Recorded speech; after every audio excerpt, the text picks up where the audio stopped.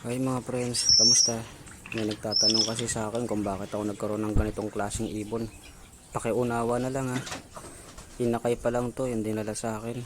Wala naman akong magawa kundi tanggapin kaysa naman pabayaan o mamatayan. Yung video nito yung mga inakay pa sila naburay. Kaya ayan na lang muna sa ngayon. Yan guys, makikita nyo naman kung paano siya kumain.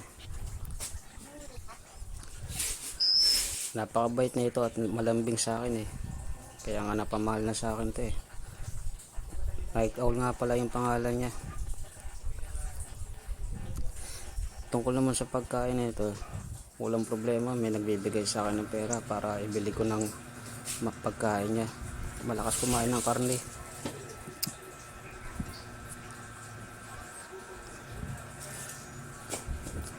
Totoo yan. Nakakawala siya ng stress eh. Pag darating ako galing trabaho. Pamahal na talaga sa akin tong ibon na to eh. Yan lang muna ngayon sa ngayon guys. Salamat.